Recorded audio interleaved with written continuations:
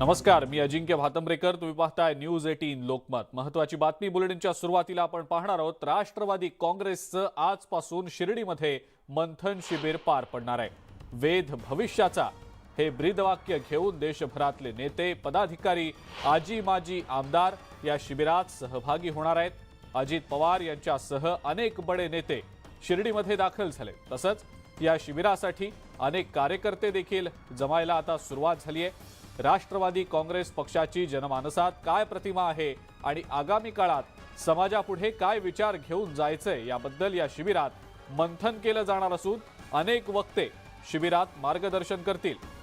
राष्ट्रवादी काँग्रेसचे अध्यक्ष शरद पवार प्रकृती अस्वास्थ्यामुळे 5 तारखेला या शिबिराला उपस्थित राहण्याची शक्यता आहे.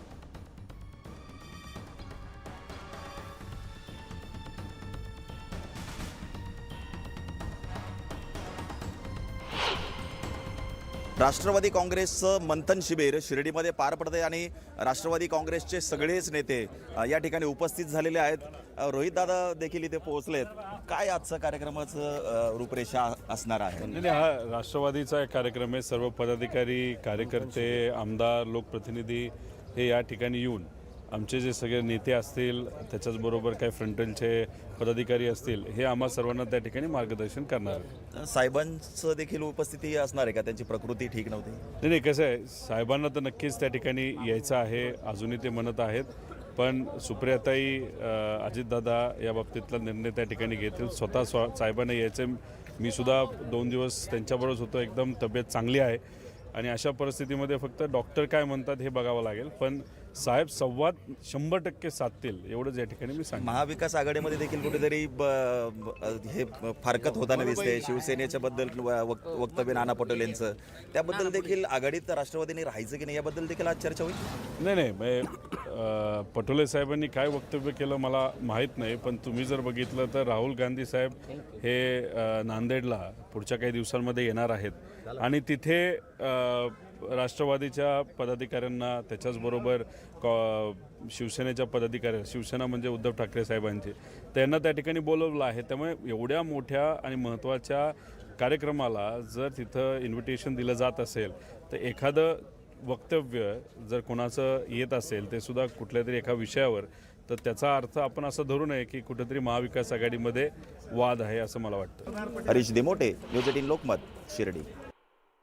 राष्ट्रवादी काँग्रेसचं मंथन शिबिर शिर्डीमध्ये पार पडत आहे. उद्यापासून या शिबिराला सुरुवात होणार आहे आणि आता आपण या शिबिराच्या स्थळी आहोत आणि इथे जय्यत तयारी या ठिकाणी सुरू असल्याचं आपल्याला दिसतंय.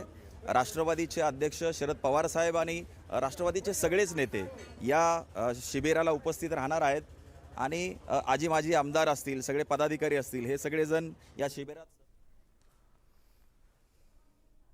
पुढची आणखीन एक महत्त्वाची बातमी. बारामतीमध्ये अजित पवार यांनी मंजूर केलेल्या कामांना पालकमंत्री चंद्रकांत पाटील यांनी आता कात्री लावल्याचं समोर येत आहे.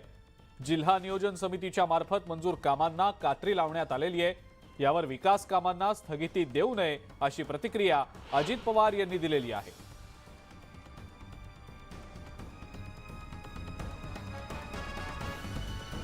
अजित पवार यांनी जी कामं मंजूर केलेली होती त्यातल्या काही कामांना सध्याचे पालकमंत्री चंद्रकांत पाटील यांनी कात्री लावलेली आहे.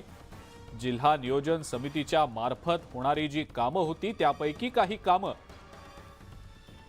आता या पुढच्या काळात स्थगित करण्यात आल्याचं समजतंय. यावर अजित पवार यांनी विकास कामांना स्थगिती देऊ नये असं वक्तव्य केलंय.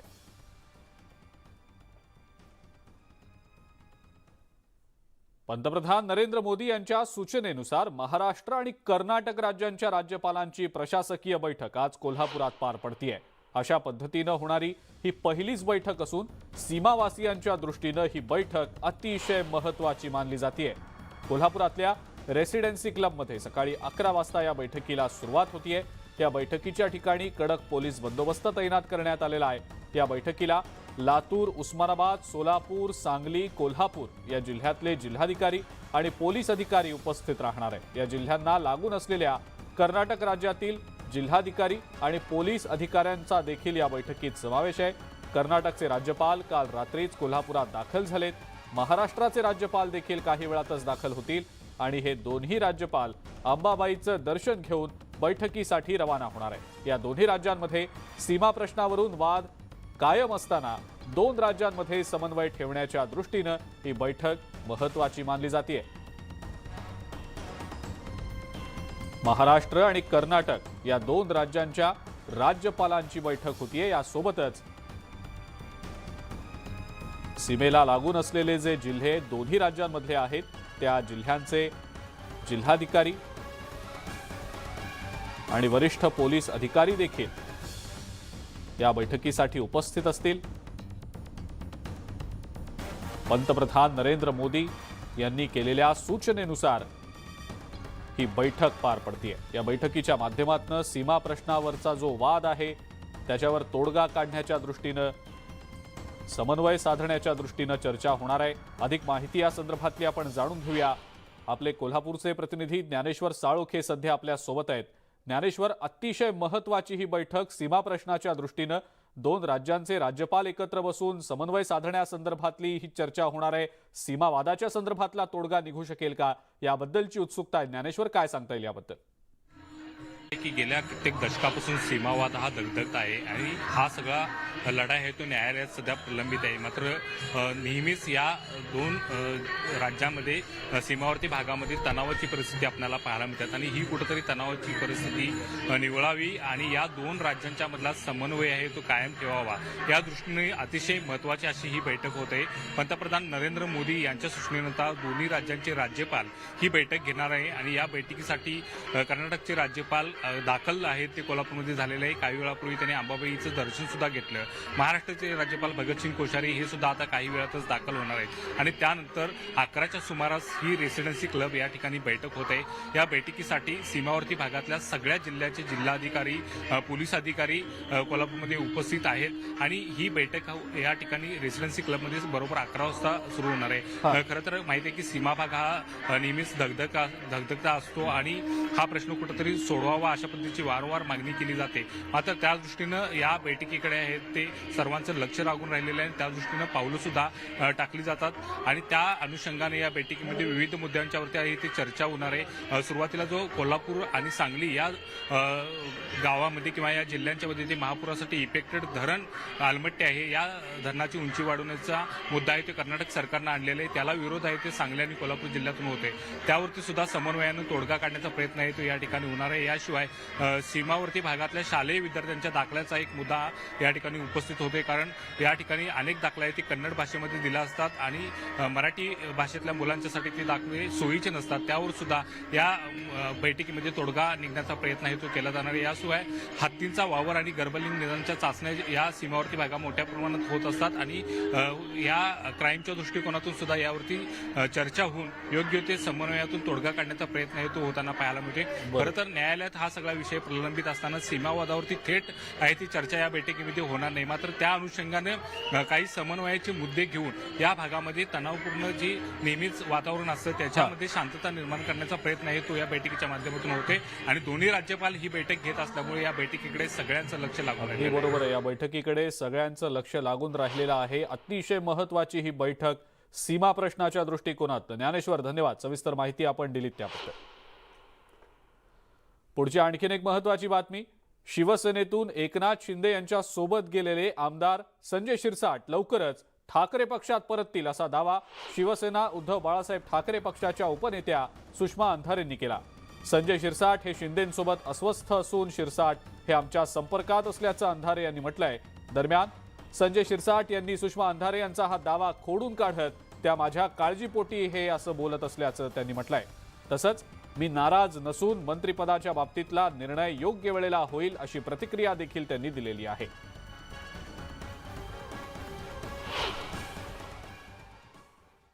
कधी कधी माणसं बैमान होतात पण कधीतरी त्यांना चुका कळतील। परतीचे दोर आमच्याकडून कापले गेले नाही। मातोश्री सगळ्यांना प्रेमाने जवळ करते। मला असं वाटतं की त्याच्यातले सगळ्यात पहिल्यांदा परत येणारे जर कोण असतील आत्ता या घडीला तर ते संजय शिरसाट साहेब असतील। कारण संजय शिरसाटजी आता प्रचंड अस्वस्थ आहेत, परेशान आहेत। माझ्या माहितीप्रमाणे संजय शिरसाटजी बऱ्यापैकी आमच्या संपर्कात सुद्धा आहेत। सुषमाताई फायर ब्रँड नेत्या आहेत शिवसेनेच्या, पण तुमच्या भावाला असं टार्गेट करण्याचं कारण काय? भावाचं चांगलं जर त्यांना पाहिजे असेल तर भावाचं नाव असं घेऊ नका ना. सुषमाताईंनी जी काळजी केली त्याबद्दल मी त्यांचे आभार मानतो, परंतु असा कोणत्या ना कोणाच्याही संपर्कात मी नाही आणि मला संपर्कात जाण्याची काही इच्छा सुद्धा नाही. ज्या भावनेतून ज्या विचारांना आम्ही हा उठाव केला तो आमचा सक्सेस झालेला आहे आणि चांगलं काम चालू आहे. संभाजीनगरमध्ये आता ज्या पद्धतीने अतुल सावे असतील किंवा भुमरे असतील किंवा अब्दुल सत्तार असतील, या लोकांना ज्या पद्धतीने फुल प्लेज सगळे राईट्स आणि सगळा स्कोप दिला जातोय, त्यावरून निश्चितपणे संजय शिरसाटांची कुचंबना होतीये. परंतु ते जेव्हा हसतायत, खूप जास्त हसून मी बघितलं तो बाईट, मला तो बाईट बघून फक्त एवढंच असं जाणवलं की तुम इतना जो मुस्कुरा रहे हो, क्या गम है जिसको मेरे भाई छुपा रहे हो. पुढच्या आणखीन एक महत्त्वाची बातमी. अण्णा हजारे यांचं लोकपाल आंदोलन हे षडयंत्र असल्याचा आरोप ठाकरे पक्षाच्या उपनेत्या सुषमा अंधारे यांनी चोपडा इथल्या महाप्रबोधन यात्रेच्या आपल्या भाषणादरम्यान केलाय. लोकपाल आंदोलन ज्या पद्धतीनं अण्णा हजारे यांनी उभं केलं, हे फक्त इथलं सरकार उलथवून लावत लोकांमध्ये संभ्रम निर्माण करण्यासाठी आणि लाट तयार करण्यासाठी होतं, असंही त्यांनी म्हटलंय. लोकपाल आंदोलनातल्या त्रुटी कधीही दाखवण्यात आल्या नाहीत, त्यामुळे हे षडयंत्र असल्याचा आरोप सुषमा अंधारे यांनी केलाय.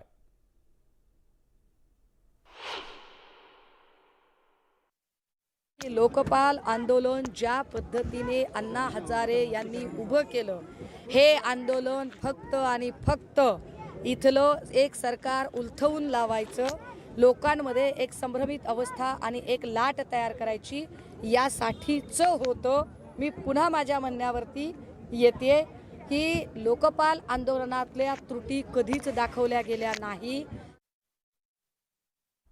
सुषमा अंधारे यांनी हे जे वक्तव्य केलंय त्या संदर्भात विश्वंभर चौधरी यांनी फोनवरून नेमकी काय प्रतिक्रिया दिली आहे, ऐकूया. हा आरोप करणाऱ्या सुषमा अंधारे या काही पहिली व्यक्ती नाहीत. अनेकांनी यावर आरोप केले हे षडयंत्र आहे वगैरे, पण आजपर्यंत कोणी हे षडयंत्र का, कसं झालं, कोणी केलं हे काही सिद्ध करू शकलं नाही. मध्ये एका पत्रकारांनी पण त्यावर पुस्तक लिहिलं होतं आणि ते कसे अण्णा हजारेंना सरदारजीच्या विषयात जाऊन भेटले आणि अण्णा कसे म्हणाले वगैरे, या सगळ्या कपोलकल्पित गोष्टी आहेत सगळ्या. आणि या ज्यांना वाटतं हे षडयंत्र आहे त्यांनी ते समोर आणावं ना, काय षडयंत्र होतं, कोणी केलं, कधी केलं, त्याची रचना काय होती. अनेकांचा आरोप आहे की हे RSSनी आंदोलन केलं वगैरे. तर मी त्या आंदोलनात प्रत्यक्ष होतो. त्या आंदोलनात स्वामी अग्निवेश होते, मेधा पाटकर होते, योगेंद्र यादव होते, प्रशांत भूषण होते, शांतीभूषण होते, एवढी मोठी सगळी सेक्युलर मंडळी त्या आंदोलनात होती ना. तर मग ते षडयंत्र कोणाचं होतं, RSSच्या बरोबर कोणी केलं होतं, केजरीवालनी केलं असेल तर केजरीवाल, म्हणजे तुम्ही सिद्ध करा ना. आता झालंय असं की पॉलिटिकल स्पेस जशी जशी आम आदमी पार्टीची वाढतीये तसतशी ह्या गोष्टी जास्त समोर येत राहणार. याच्यात पुरावे कोणी देणार नाही. सुषमा अंधारेंनी पुरावे द्यावेत ना की काय नेमकं काय षडयंत्र होतं. बघा, मला आता त्यांचं जे चाललंय शिवसेना किंवा हे याच्यामध्ये मला काही म्हणायचं नाहीये. म्हणजे आता तुम्ही शिवसेनेची बाजू बरोबर आहे असंच म्हणतोय मी, पण मला असं म्हणायचं की तुम्ही ज्या वेळेला आरोप करता की अशा प्रकारे तुम्ही ते सिद्ध करा ना. पॉलिटिकल मायलेजसाठी तुम्ही ते काही आता म्हणताय 10 वर्षानंतर 11 वर्षानंतर, 11 वर्षा आधीच सुषमा अंधारेंनी बोलायला पाहिजे होतं की हे षडयंत्र आहे. त्यांना केव्हा कळलं, हे आज कळलं का त्यांना? ज्यांना कळलं हे षडयंत्र आहे त्यांनी तेव्हाच सांगायचं ना. आम्ही आमच्यासारखे लोक बाजूला झाले असते आंदोलनाचे, अनेक लोक बाजूला झाले असते. पण हे काहीतरी पॉलिटिकल मायलेज मिळवण्यासाठी फक्त आता काहीतरी, म्हणजे मला असं वाटतं की पॉलिटिकल गिमिक आहे. त्यांचे शत्रू वेगळे आहेत, त्यांनी त्यांच्याशी भांडावं नाही. आता आम्हाला मध्ये घेण्याची काही गरज नाही. पुढची आणखीन एक महत्त्वाची बातमी. एका दिवसाच्या विश्रांतीनंतर माजी राज्यमंत्री बच्चू कडू आणि आमदार रवी राणा यांच्यातला वाद पुन्हा उफाळला. रवी राणांनी बच्चू कडूंना थेट आव्हान दिल्यानं पुन्हा एकदा हा वाद मुख्यमंत्री एकनाथ शिंदे आणि उपमुख्यमंत्री देवेंद्र फडणवीसांपर्यंत पोहोचल्याचं देखील पाहायला मिळालं. राणा कडूंमध्ये पुन्हा वादाची ठिणगी. 24 तासांच्या गोडव्यानंतर पुन्हा कटुता. वाद पोहोचला मुख्यमंत्री उपमुख्यमंत्र्यांकडे. शिंदे फडणवीसांच्या समजनंतर दोघे नरमले. आता बच्चू कडू तर काहीच नाही. त्याला जर दम देऊन तो बोलत असेल त्याला जशाच तसं उत्तर मी देईन, कुठल्याही स्तरावर देईन. तो ज्या स्तरावर म्हणाल त्या स्तरावर मी उत्तर द्यायला तयार आहे. मला असं वाटते का त्यांनी तलवार घेऊन यावं. मी 5, 6, 7 तारखेला कुरळ पुन्हालाच आहे. त्याच्या तलवारीच्या वाराला बच्चू कडू छातीवर झेलायला तयार आहे. भाजपला समर्थन देणारे आमदार रवी राणा आणि मुख्यमंत्री एकनाथ शिंदेचे समर्थक आमदार बच्चू कडू यांच्यातलं हे वाकयुद्ध. खरं तर रविवारी मुख्यमंत्री एकनाथ शिंदे आणि उपमुख्यमंत्री देवेंद्र फडणवीस यांच्या मध्यस्थीनंतर हा वाद शमला. सोमवारी रवी राणा आणि मंगळवारी बच्चू कडूंनी सभा घेत दोघांमधला वाद संपल्याचं जाहीर केलं. पण 24 तास उलटताच पुन्हा एकदा या दोन्ही नेत्यांमध्ये आव्हान प्रति आव्हान देणं सुरू झालंय. हा तर बच्चू कडू तर काहीच नाही. त्याला जर दम देऊन तो बोलत असाल त्याला जशाच तसं उत्तर मी देईन, कुठल्याही स्तरावर देईन. तो ज्या स्तरावर म्हणाल त्या स्तरावर मी उत्तर द्यायला तयार आहे. पण प्रेमाची भाषामध्ये रवी राणा एकदा आणि 10दा झुकल. पण कोणी दम देऊन बोलत असाल तर त्याला घरात घुसून मारायची पण हिंमत आहे. कोथळा बाहेर काढू. आता ते काही राणाचं नाव घेऊन आपण घेतलं नाही, सार्वत्रिक. त्यांनी तलवार घेऊन यावं. मी 5, 6, 7 तारखेला कुरळ पुन्हालाच आहे. त्यांना वाटत असेल का नाही बा कुरळ पुन्हाला मला लांब होते, चौकात येऊन आहे, तर त्यांनी तलवार घेऊन यावं. मी फूल घेऊन येणार आणि त्याच्या तलवारीच्या वाराला बच्चू कडू छातीवर झेलायला तयार आहे. या झाल्या बुधवारच्या प्रतिक्रिया. राणांच्या आव्हानानंतर बच्चू कडूंनी मुख्यमंत्री आणि उपमुख्यमंत्र्यांशी फोनवरून चर्चा केली आणि ते काहीसे मवाळ झाल्याचं पाहायला मिळालं. इकडे देवेंद्र फडणवीसांच्या भेटीनंतर रवी राणांचाही सूर काहीसा बदलला. त्या वक्तव्याचा अर्थ जो आहे की कोणी जर आम्हाला मारेल, आमचं कथोळं काढेल, कोणी आमचे हात छाटून टाकेल, कोणी आमचं तोंड रंगवेल, त्याच्यासाठी ते वक्तव्य होतं. हे काही स्पेसिफिक कोणासाठी नव्हतं. ते म्हटलं की फुल घेऊन येतो, त्यांनी तलवार घेऊन यावं. मी फुल घेऊन येणार. 5, 6 तारखेला मी कुरळ पूर्णालेच आहे. त्यांनी कोणते कोणते तुकडे पाहिजे, माझ्या हात पाहिजे का पाय पाहिजे का माझं मुंडकं पाहिजे, ते जे असेल तिथं कापावं, मला काही हरकत नाही. गुरुवारी दुपारी बच्चू कडू मुंबईत आले. नागपूर विमानतळावर येतानाच बच्चू कडूंचा सूर नरमला. मुंबईत त्यांनी मुख्यमंत्री आणि उपमुख्यमंत्र्यांशी चर्चा केली. यावेळी दोन्ही नेत्यांनी बच्चू कडू आणि राणा यांची कान उघडणी केल्याची चर्चा आहे. त्यामुळेच आता हा वाद शमल्याचं दिसतंय. आता दोघांनाही माझी विनंती आहे की महाराष्ट्राच्या हितामध्ये हे वाद सगळे बंद करून त्यांनी पुढे गेलं पाहिजे. आज मला असं वाटतं बच्चू भाऊंनी देखील तेच सांगितलेलं आहे आणि रवी राणांनी देखील तेच सांगितलेलं आहे. माझ्या लेखी आणि माझ्या आणि सीएम साहेबांच्या दोघांच्या लेखी आता हा वाद संपलेला आहे. एकंदरीतच रवी राणा आणि बच्चू कडू वादात मुख्यमंत्री आणि उपमुख्यमंत्र्यांना दोनदा मध्यस्थी करावी लागली आहे. आता तर दोघांनाही एकनाथ शिंदे आणि फडणवीसांनी चांगली समज दिल्याचं कळतंय. त्यामुळे यापुढे हा वाद पुन्हा भडकणार नाही अशी अपेक्षा बाळगायला हरकत नाही. Bureau report, news 18 Lokmat. यानंतर एक ब्रेकिंग न्यूज आपण पाहणार आहोत. शिंदे पक्षातले आमदार संतोष बांगर एका नव्या वादात सापडलेत. मंत्रालयात प्रवेश करताना त्यांनी पोलिसांबरोबर वाद घालत शिवीगाळ केल्याचा आरोप होतोय. मंत्रालयात जाताना कार्यकर्त्यांना पास काढण्यास सांगितल्यानं बांगर संतप्त झाले आणि त्यांनी पोलिसांना शिवीगाळ केल्याची माहिती मिळतेय. या सगळ्या प्रकारानंतर आमदार संतोष बांगर एका नव्या वादात सापडल्याचं बोललं जात आहे. मंत्रालयात प्रवेश करताना संतोष बांगर यांनी पोलिसांशी वाद घालत त्यांना शिवीगाळ केल्याचा बांगर यांच्यावर आरोप आहे.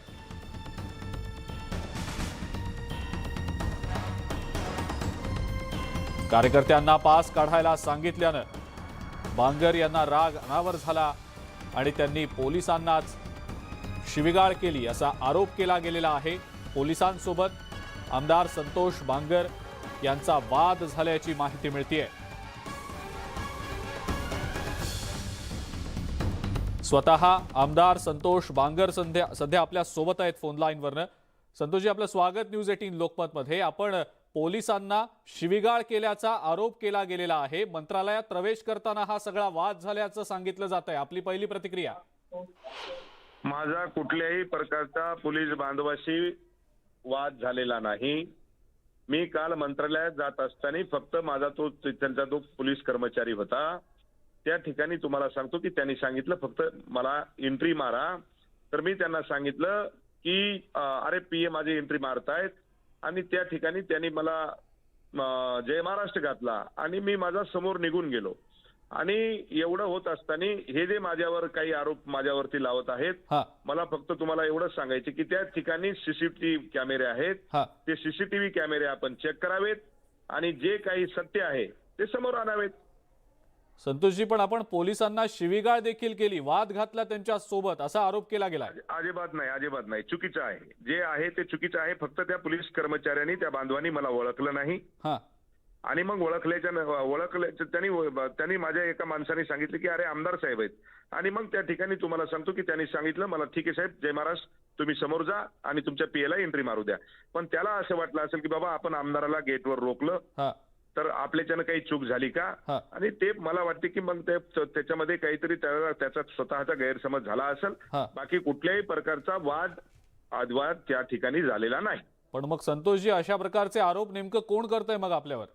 आता काय मला वाटतंय, आता काय परिस्थिती काय निर्माण होईल आणि काय नाही हे तुम्हालाच माहित. आता मी तुम्हाला सांगतोय की सीसीटीव्ही कॅमेरे चेक करा आणि सीसीटीव्ही कॅमेऱ्यामध्ये जे सत्य आहे ते आपण बाहेर काढा. बरं संतोषजी, मग हा सगळा प्रकार जो घडला त्यानंतर तुम्हाला असं वाटलं होतं का की अशा प्रकारचे आरोप तुमच्यावर होतील? नाही, अजिबात नाही. मी त्या ठिकाणी त्या ठिकाणाहून पुन्हा वापस गेलो, पुन्हा वापस मी आलो. काल मंत्रालयामध्ये तुम्हाला सांगतो की दुपारी 4 वाजेपर्यंत मी किमान 4 चक्कर मारल्या आणि कुठल्याही प्रकारचा मी ज्या वेळेस गेलो त्या वेळेस तो पोलीस कर्मचारी मला भेटला. बर,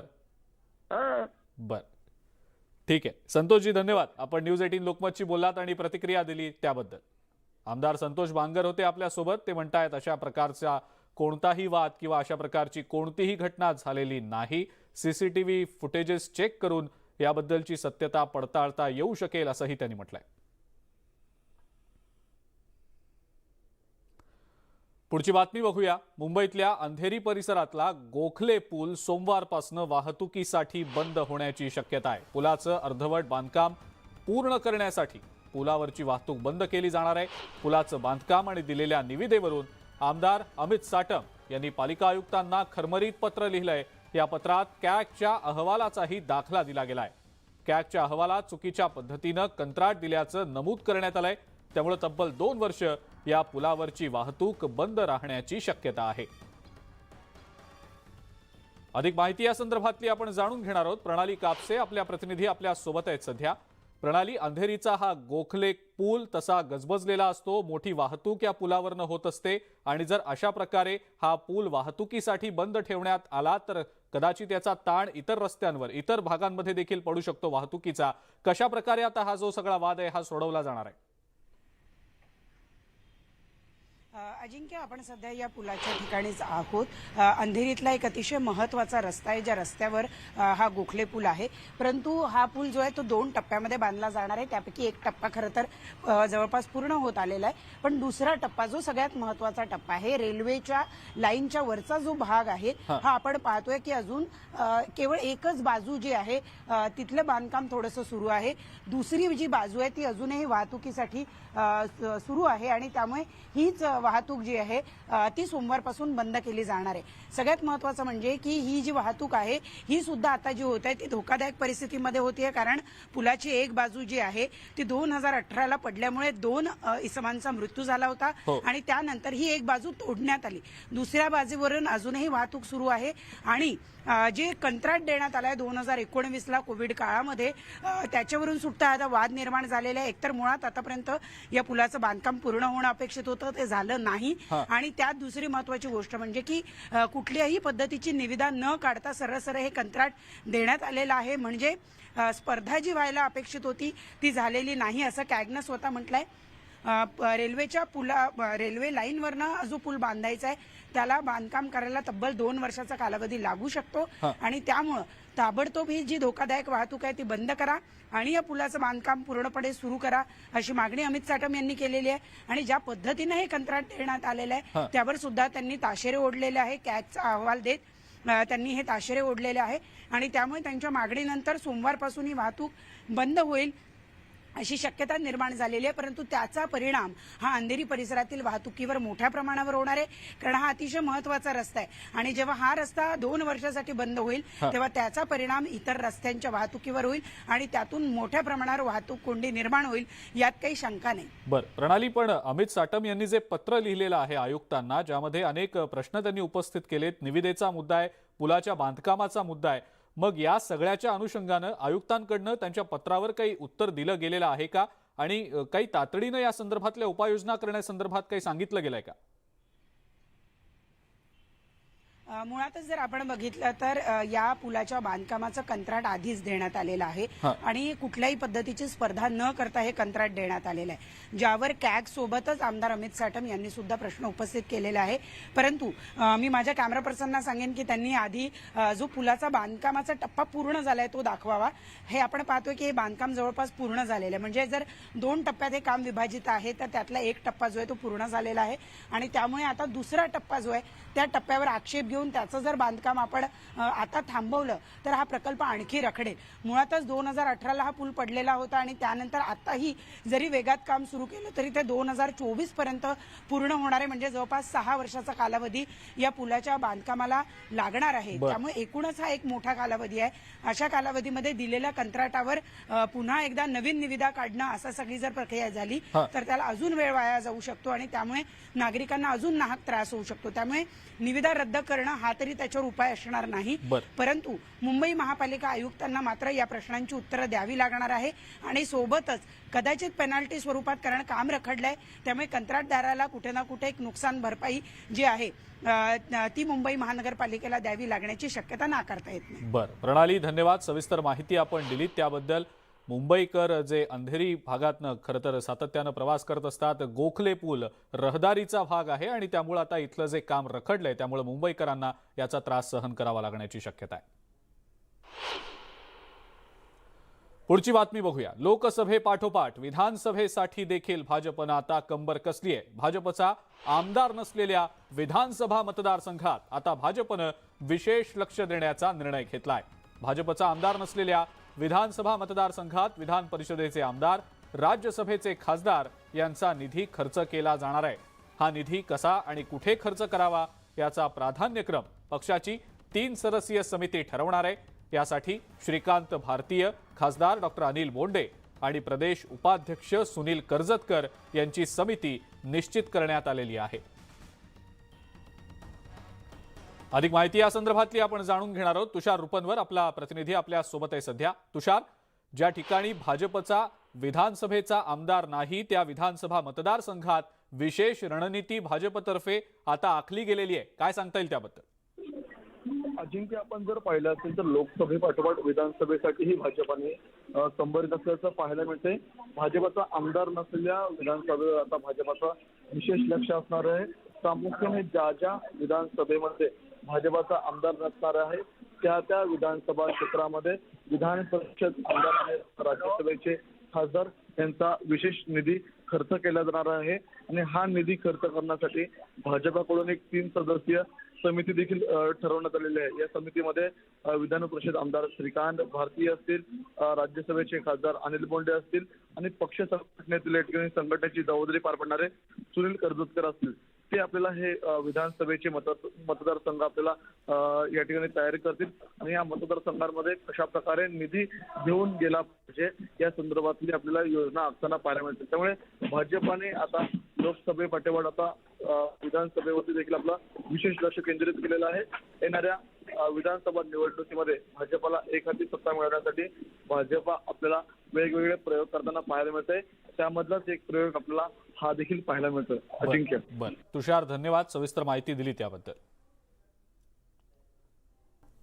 ब्रेकनंतर आपल्या सगळ्यांचं पुन्हा एकदा स्वागत. पंढरपूर कराड रस्त्यावर टायर जाळून ऊसाचा दर जाहीर न करणाऱ्या साखर कारखानदारांचा निषेध करण्यात आलाय. पंढरपूर पुणे रस्त्यावरच्या भंडीशेगाव इथं ऊस वाहतूक करणाऱ्या ट्रॅक्टरचे टायर फोडले गेलेत. ऊसाला पहिली उचल 2500 रुपये आणि शेवटचं बिल 3100 रुपये मिळालं पाहिजे या मागणीसाठी ऊस दर संघर्ष समितीनं आंदोलन सुरू केलंय. मात्र साखर कारखान्याचे चेअरमन कारखाने सुरू होऊन जवळपास 20 दिवस उलटले तरीही ऊसाचा दर जाहीर करत नाहीयेत. त्यामुळे आता ऊस आंदोलनाची तीव्रता वाढू लागली आहे. ऊस आंदोलन आता आक्रमक वळणावर येऊन पोहोचलंय.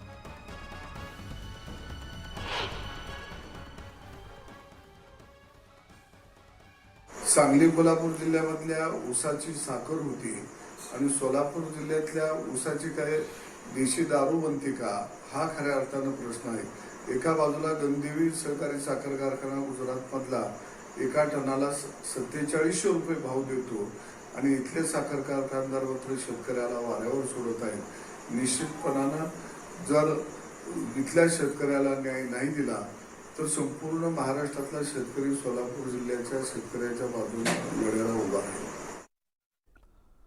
बारसू सोलगाव रिफायनरी प्रकल्प सामंजस्यानं पुढे नेणार असल्याची माहिती उद्योगमंत्री उदय सामंत यांनी दिलेली आहे. त्याचबरोबर रिफायनरी संदर्भात संभ्रम पसरवण्याचा प्रयत्न केला जात असल्याचा आरोप देखील त्यांनी केलाय. राज्यातील उद्योग वाढीसाठी लवकरच हायड्रोजन पॉलिसी राबवणार असून या संदर्भात अमेरिकेतल्या शिष्टमंडळाशी चर्चा सुरू असून केंद्रीय मंत्री नितीन गडकरी यांचा सुद्धा याला पाठिंबा असल्याचं सामंत यांनी म्हटलंय.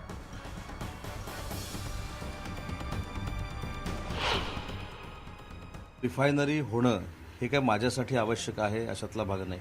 रिफायनरी ही जनतेसाठी आवश्यक आहे, सुशिक्षित बेरोजगारांसाठी आवश्यक आहे, रत्नागिरी जिल्ह्यातल्या तालुक्यातल्या कोकणातल्या मुलांसाठी आवश्यक आहे आणि त्यासाठी शेतकऱ्यांमध्ये जो काही संभ्रम निर्माण झाला आहे किंवा गैरसमज आहेत ते उद्योगमंत्री या नात्यानं दूर करणं ही आमची जबाबदारी आहे. ती वेळोवेळी आम्ही नक्की करू. परंतु रिफायनरीच्या निमित्तानं कोकणामध्ये आणि रत्नागिरी जिल्ह्यामध्ये सुबत्ता येणार आहे, आर्थिक सुबत्ता येणार आहे. तर त्याचं समर्थन मला असं वाटतं की युवा पिढीनं केलं पाहिजे, शेतकऱ्यांनी केलं पाहिजे. याच्यात शेतकऱ्यांची उन्नती आहे आणि भरभराट आहे एवढंच मला माहिती आहे. मेल एक्सप्रेसमुळे लोकल वाहतुकीला येणारा अडथळा दूर करण्यासाठी आणि लांब पल्ल्याच्या गाड्यांमुळे फलाटांवर म्हणजे प्लॅटफॉर्मवर होणारी गर्दी दूर करण्यासाठी मध्य रेल्वेनं आता प्रयत्न सुरू केलेत. आतापर्यंत फारसा वापर होत नसलेल्या 5व्या आणि 6व्या मार्गावर 28 गाड्या वळवण्यात येणार आहेत. ठाण्यामध्ये प्लॅटफॉर्म क्रमांक 5 आणि 6 वरील 18 मेल आणि एक्सप्रेस गाड्या प्लॅटफॉर्म क्रमांक 7 आणि 8 वर वळवल्या जातील. तर कल्याण दादर स्थानकात प्लॅटफॉर्मवरचे स्टॉल हटवण्यात येणार आहेत. गर्दी रोखण्यासाठीच्या या उपाययोजना आता मध्य रेल्वेनं करण्याचं ठरवलेलं आहे. ठाण्यामध्ये एक्सप्रेसचे प्लॅटफॉर्म बदलले जाणार आहेत. प्लॅटफॉर्म 7 आणि 8 वर एक्सप्रेस वळवल्या जातील. गाड्या वळवल्यानं या प्लॅटफॉर्मवरची गर्दी कमी होऊ शकेल. कल्याणला तर कॅन्टीन आणि कार्यालय जे आहे ते हटवलं जाईल. दादरमधलं कॅन्टीन हटवलं जाणार आहे आणि UTS अंतराची मर्यादा देखील कमी केली जाणार आहे. दादरमध्ये सुद्धा एक्सप्रेसचे प्लॅटफॉर्म बदलले जाणार असल्याची माहिती मिळते.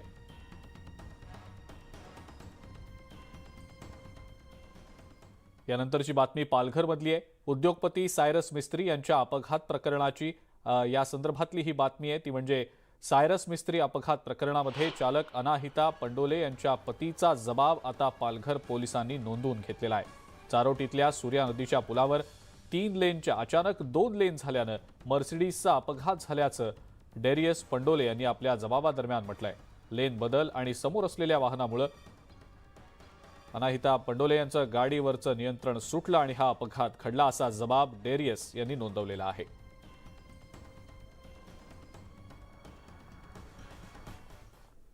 मध्य प्रदेशच्या बैतूल इथं भीषण अपघात झालेला आहे, ज्यामध्ये अनेकांचा मृत्यू झालाय. झालर पोलीस ठाण्याजवळ जीप आणि बसच्या झालेल्या या अपघातात अनेकांचा मृत्यू झालाय तर एक जखमी व्यक्ती सध्या रुग्णालयात उपचारांसाठी दाखल आहे. जीप आणि मिनी बसची समोरासमोर धडक होऊन हा अपघात झालाय.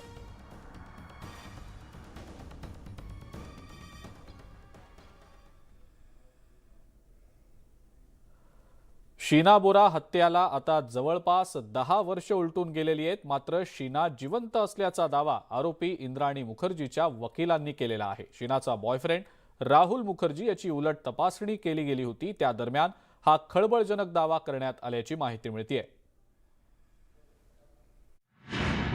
शीना बोरा प्रकरणी खळबळजनक दावा. शीना बोरा जिवंत असल्याचा युक्तिवाद. शीना बोरा हत्याकांडाला वेगळं वळण. इंद्राणी मुखर्जीकडून कोर्टात पुरावे सादर. शीना बोरा जिवंत असल्याचा खळबळजनक दावा आरोपी इंद्राणीच्या वकिलांकडून करण्यात आलाय. शीना बोरा हत्याकांड खटल्याची कोर्टात सुनावणी सुरू आहे. या सुनावणी दरम्यान हा दावा करण्यात आलाय. 24 एप्रिल 2012 ला शीना बोराचा गळा आवळून खून करण्यात आला होता. मात्र राहुल मुखर्जी आणि शीना बोरा हे 24 एप्रिल 2012 नंतरही एकमेकांच्या संपर्कात असल्याचा दावा इंद्राणी मुखर्जीच्या वकिलांकडून करण्यात आलाय. त्याचे पुरावे आपल्याकडे असल्याचा युक्तिवाद आरोपीच्या वकिलांकडून करण्यात आलाय. राहुल मुखर्जी हा शीना बोराला भेटणारा शेवटचा व्यक्ती होता. त्यामुळे ती कुठे आहे हे राहुल मुखर्जी सांगू शकतो असा युक्तिवाद इंद्राणीच्या वकिलांनी केल्यामुळे या प्रकरणाला वेगळं वळण लागण्याची चिन्ह आहेत. श्यामवर राय जो पीटर मुखर्जीचा बरेच वर्ष ड्रायव्हर होता त्याचं आणि राहुल मुखर्जी जो पीटर मुखर्जी यांचा मुलगा आहे त्यांच्यामध्ये 25 एप्रिल 2012 म्हणजे शीना बोरा तथाकथित गायब झाल्यानंतर दुसऱ्या दिवशी 25 एप्रिल 2012 राहुल मुखर्जी याबरोबर श्यामवर राय जो ड्रायव्हर होता त्याचे 2 कॉल्स झालेले आहेत. शीना बेपत्ता झाल्यानंतर दुसऱ्या दिवशी म्हणजेच 25 आणि 26 एप्रिल 2012 श्यामवर रॉय आणि राहुल मुखर्जी यांच्यात 2 वेळा मोबाईलवर संभाषण झालं होतं. तसंच 2 मे 2012 त्यांचा संपर्क झाला होता. मात्र याविषयी पोलीस अथवा सीबीआयला दिलेल्या जबाबात राहुलनं त्याचा उल्लेख केला नसल्याचं इंद्राणीच्या वकिलांनी कोर्टाला सांगितलं. शीनासोबत विवाह झाल्याचं बनावट प्रमाणपत्र राहुलनं तयार केल्याचं कोर्टात उघड झालंय. 24 एप्रिल 2012 शीना बोराची हत्या झाली असं सीबीआयच्या आरोपपत्रामध्ये किंवा पोलीस रेकॉर्डवर दिसून येत आहे. तब्बल 10 वर्षांनी 2022 इंद्राणी मुखर्जीच्या वकिलांनी कोर्टामध्ये शीना बोरा ही अजूनही जिवंत आहे असा संशय व्यक्त केलाय. म्हणजे तब्बल 10 वर्ष जर का त्यांच्या दाव्यात तथ्य असेल तर तब्बल 10 वर्ष शीना बोरा आहे कुठे हा प्रश्न अनुत्तरित राहतो. शीना बोरा हत्या प्रकरणी शीनाचा बॉयफ्रेंड राहुल मुखर्जीची कोर्टात उलट तपासणी केली जाते. या उलट तपासणी दरम्यान इंद्राणीच्या वकिलांनी राहुल मुखर्जीवरच संशय व्यक्त केलाय. 2 मेला त्याचे आणखीन एक कॉल झालेला आहे जो साधारण 700 सेकंदांचा कॉल आहे. पण हा कॉल त्यांनी किंवा हे केलेले कॉल्स त्याच्या खार पोलीस स्टेशनला दिलेल्या जबाबामध्ये किंवा सीबीआयला दिलेल्या जबाबामध्ये किंवा माननीय न्यायाधीशांनी जेव्हा कलम 164 अंतर्गत त्याचं स्टेटमेंट रेकॉर्ड केलं त्या स्टेटमेंटच्या दरम्यान या कॉल्सबद्दल त्यांनी कोणतीही वाच्यता केली नाही. राहुल मुखर्जीच्या उलट तपासणीत एक धक्कादायक माहिती समोर येऊ लागली आहे. शीना बोरा हत्येप्रकरणी शीनाची आई इंद्राणी मुखर्जी, पीटर मुखर्जी आणि संजीव खन्ना यांच्यावर आरोप आहेत. राहुल मुखर्जीच्या उलट तपासणीत आणखी काही खुलासे होण्याची शक्यता नाकारता येत नाही. या सुनावणी दरम्यान अजून किती धक्कादायक गोष्टी समोर येत आहे हे बघणं जितका उत्सुकाचं ठरणार आहे तितकंच खरोखर शीना बोरा जिवंत आहे का हा प्रश्न गहन चर्चेत पुन्हा एकदा आलाय. व्हिडिओ जर्नलिस्ट गणेशसह प्रशांत बाग, न्यूज 18 लोकमत, मुंबई. ब्राझीलचे माजी राष्ट्राध्यक्ष जायर बोल्सोनारो यांच्या समर्थनार्थ लाखो समर्थकांनी रस्त्यावर उतरत आंदोलनं केली आहेत. यावेळेला या आंदोलनांना हिंसक वळण आल्याचं देखील पाहायला मिळालं. ब्राझीलचे नवे राष्ट्राध्यक्ष लुला दा सिल्वा यांच्या विजयाला विरोध यावेळेला करण्यात आला. बोल्सोनारो यांचे लाखो समर्थक एकत्र जमलेले होते. यावेळेला हिंसक जे आंदोलन झालं त्या दरम्यान टायर्स जाळले गेले. परिस्थिती नियंत्रणात आणण्यासाठी सैन्याला पाचारण करण्यात आलेलं होतं.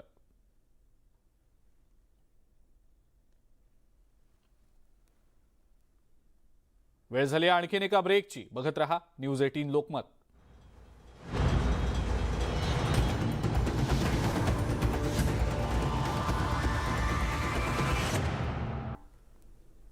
ब्रेकनंतर आपल्या सगळ्यांचं पुन्हा एकदा स्वागत. कार्तिकी एकादशीच्या निमित्तानं श्री विठ्ठल रुक्मिणीची शासकीय महापूजा राज्याचे उपमुख्यमंत्री देवेंद्र फडणवीस आणि त्यांच्या पत्नी अमृता फडणवीस यांच्या हस्ते संपन्न झाली. यावेळेला श्री विठ्ठलाच्या मूर्तीला अभिषेक केला गेला. त्यानंतर देवेंद्र फडणवीस यांनी सपत्नीक महापूजा केली. यावेळेला सोलापूर जिल्ह्याचे पालकमंत्री राधाकृष्ण विखे पाटील, आरोग्यमंत्री तानाजी सावंत हे देखील उपस्थित होते. शासकीय महापूजा संपन्न झाल्यानंतर मंदिर 2023 या डायरीचं उपमुख्यमंत्री देवेंद्र फडणवीस यांच्या हस्ते प्रकाशन करण्यात आलं. तसंच विठ्ठल रुक्मिणी यांच्या दागिन्यांच्या अल्बमचं देखील प्रकाशन झालं. मध्यरात्री 12च्या दरम्यान विठुरायाच्या नित्यपूजेला सुरुवात झाली. यानंतर देवाची पाद्यपूजा करण्यात आली. पूजेच्या वेळेला 12 वाजल्यापासून पहाटे 4 पर्यंत मंदिर भाविकांना दर्शनासाठी बंद ठेवण्यात आलेलं होतं. विठ्ठलाची महापूजा संपन्न झाल्यानंतर भाविकांसाठीचं दर्शन सुरू करण्यात आलं.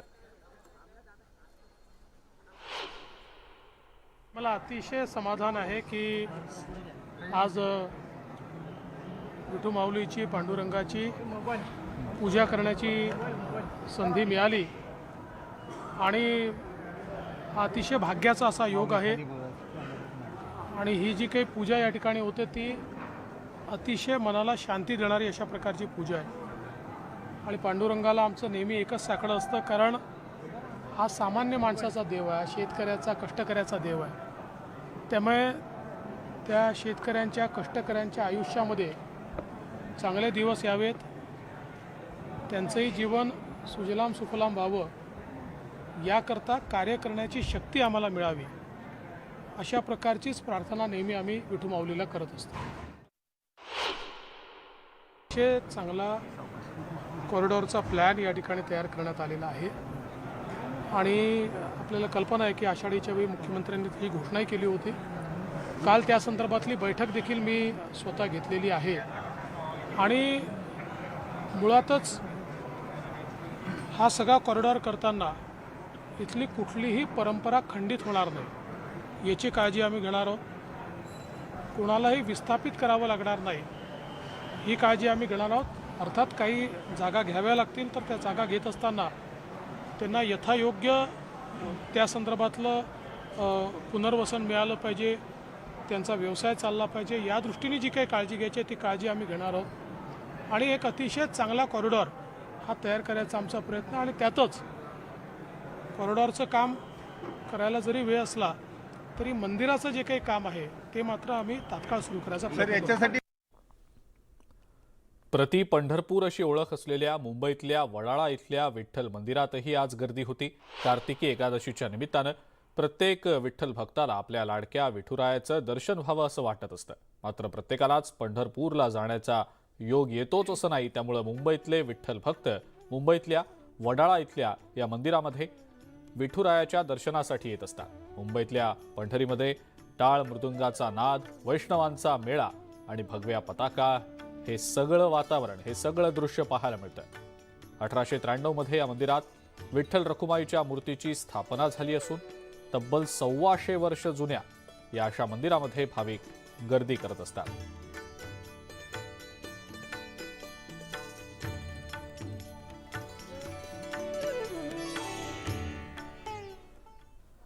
आणि या सगळ्या महत्त्वाच्या बातम्यांसोबतच बुलेटिनमध्ये वेळ झाली इथंच थांबण्याची. जाता जाता राज्यातल्या प्रमुख शहरातल्या तापमानावर एक नजर टाकूया.